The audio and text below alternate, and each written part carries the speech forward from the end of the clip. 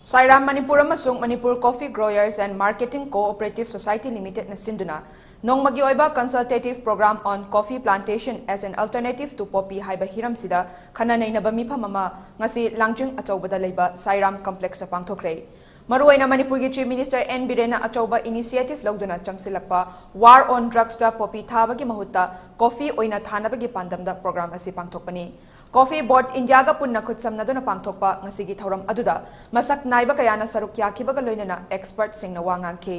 pangthokliba thoram asiga mari leinana Sairam gi Board of Director Y Rajeshwar amadi Coffee Board ke extensive inspector S Mirandana phongdorakiba wafam sing ngasi sinjariba khoigi program se khoigi poppy gi mahutta coffee thargadi hena masina lebak chakhotpa amadi sustainable oiba plantation ama oigini habdu khana nei na ngasi coffee ama tha gi habasi khoigi one time investment ni madi chahi 60-70 years khoigi mahi piraga dum leina ko adu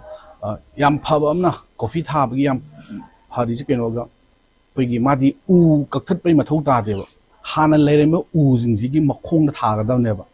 adu whereas khoigi hojik poppy thariba jingji u kakthallaga chingje pung tem maga masida poppy thabneba whereas coffee di u daka ta ma di shed ta hingba plant neba aduna hoi urum da hingba pambi ni na u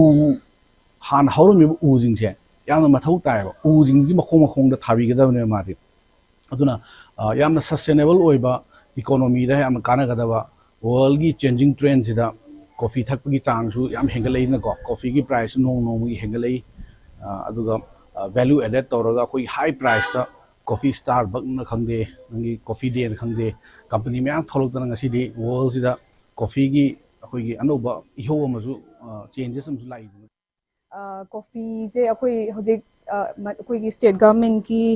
war on drugs ke kana tawbada poppy thabagi kanna problem lei bise si je khoina kamaina alternative purakpa ke crops leigena sum akoi gi Sairam college ki board of directors then Manipur Marketing Coffee Growers Association ga punna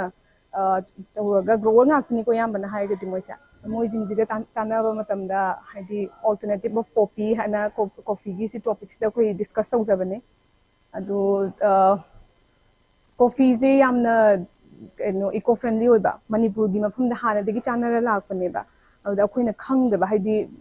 poppy thabajigi mahutta coffee thabajidi akoi ugi makha da thagadabani na ade amutang thagi bezimana 60-70 years even ai next generation mayamam su lehawdorabani bacharon son mayam moina adugi do akoina adudaina focus tawraga alternative of poppy cultivation have the poppy cultivation de akoina mafam da illegal oina thari bejingje at least akoina step amatang pai khatlaga ko amuk hina muthatpang ngamgadra na haibagi kay hay tara purpose ta akoina ngasi program se sinjabani ko